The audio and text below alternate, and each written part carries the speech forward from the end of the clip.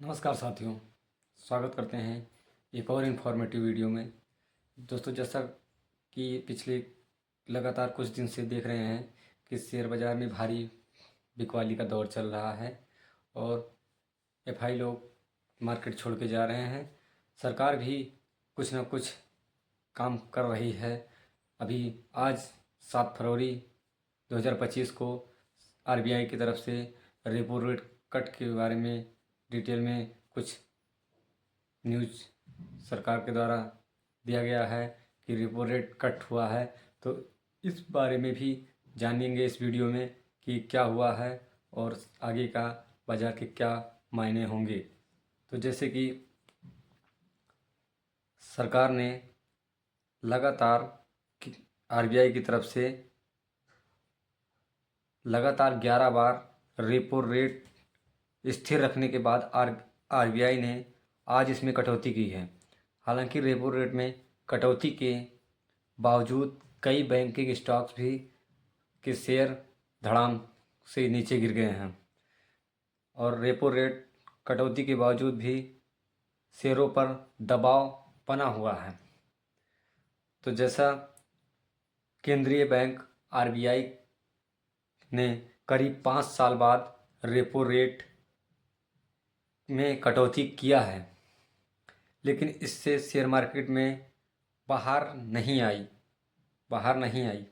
इसके बावजूद यह है कि मार्केट को पहले ही इस कटौती के बारे में अनुमान था, तो एक तरह से मार्केट में इसके चलते आने वाली तेज़ी पहले से ही आ गई थी। हालांकि इस वित्त वर्ष 2025 में आरबीआई का आखिरी मौद्रिक नीति से के ऐलान पर बैंकिंग शेयर धड़ाम हो गए हैं क्योंकि इसमें लिक्विडिटी को और नरम करने को लेकर कोई बात नहीं हुई है, जिस वजह से बैंकिंग शेयर भी आज क्रैश हुए हैं। आरबीआई ने रेपो रेट को 6.50% से घटाकर 6.25% कर दिया है। रेपो रेट के अलावा सीआरआर में भी कटौती की थी उम्मीद पब्लिक ने।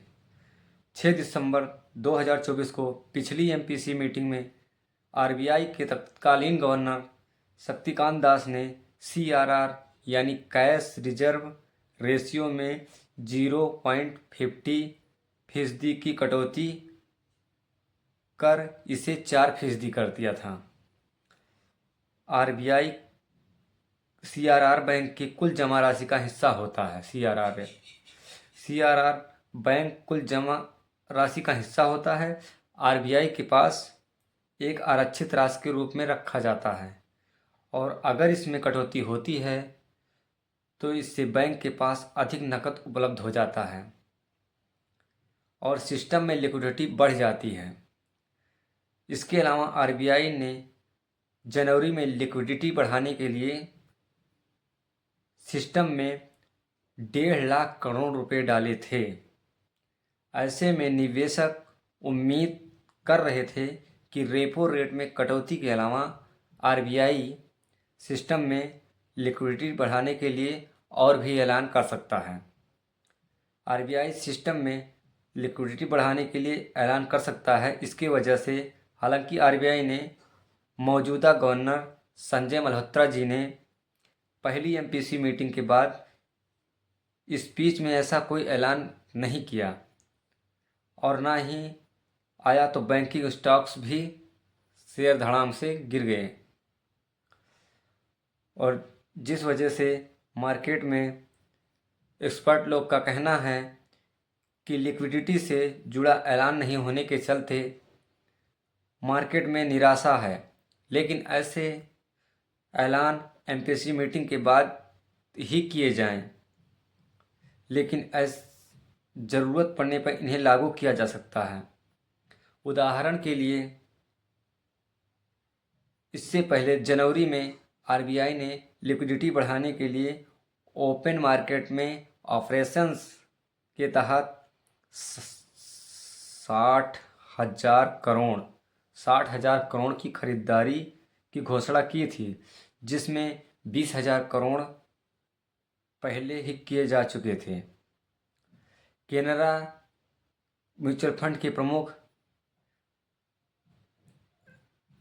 अनविश जैन का मानना है कि ऐसा आगे भी किया जा सकता है। जैसा कि गवर्नर ने कहा है कि लिक्विडिटी के लिए आरबीआई ज़रूरत पड़ने पर कदम उठा सकता है। जनवरी में आरबीआई ने जो ऐलान किया था अभी वह पूरी तरह से लागू भी नहीं हुआ है। एक समय सीमा से अधिक लिक्विडिटी भी खतरनाक है। जैसे कि आरबीआई लिक्विडिटी बढ़ाने के लिए ज़रूरी कदम उठाता ही रहता है, लेकिन एक सीमा से अधिक लिक्विडिटी भी खतरनाक है। पिछले कुछ हफ्ते से लिक्विडिटी बढ़ाने की कोशिश के तहत weighted interbank call rate repo rate से नीचे आ गई है। बेटेड इंटरबैंक कॉल ओवरनाइट उधार देते हैं और रेपो रेट वह ब्याज दर है जिस पर आरबीआई बैंकों को ओवरनाइट उधार देता है। लिक्विडिटी अधिक नहीं होने की वजह से ये इसमें करेंसी और कमज़ोर हो सकती है। हालांकि अभी की बात करें तो ग्लोबल बाज़ार का अनुमान है कि अगर आरबीआई ने लिक्विडिटी बढ़ाने की और पहल नहीं की तो मार्च 2025 के आखिरी तक 2.5 लाख करोड़ रुपए का दबाव दिख सकता है। यानी कि सिस्टम लिक्विडिटी को इतने सपोर्ट की ज़रूरत पड़ेगी। ऐसे में मार्केट की नज़र इस पर है कि ग्रोथ और इन्फ्लेशन के बीच अस्थिर असंतुलन के दौरान आरबीआई क्या कदम उठाता है। तो जिस वजह से मार्केट में काफ़ी प्रेशर बना हुआ था, आज भी अब सेंसेक्स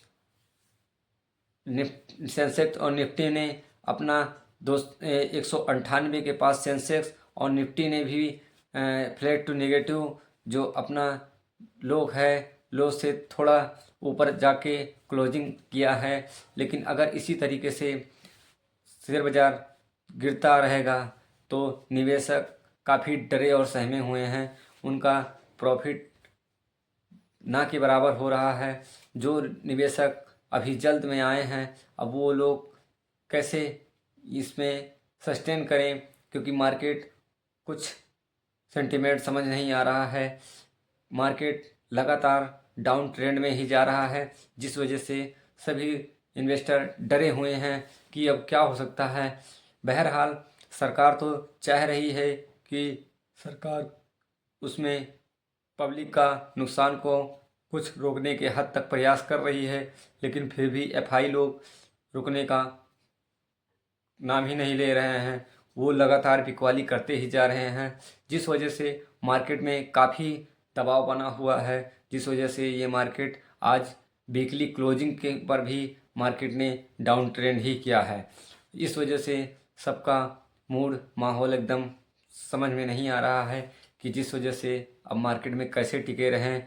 तो लास्ट कंक्लूजन यही है कि मार्केट में नए लोग के लिए तो ये बिल्कुल परेशानी का सबब है, लेकिन कुछ दिन इस मार्केट में अगर रुकेंगे, अपना एवरेजिंग करेंगे, जो परफेक्ट शेयर हैं, जो निफ्टी 50 के शेयर हैं, जो लार्ज कैप कंपनियां हैं, उनमें अगर अपना सही से मैनेज करते रहेंगे अपना पोर्टफोलियो, तो निश्चिंत है कि उनका इस साल नहीं तो अगले साल उनका प्रॉफिट मिलेगा ही मिलेगा।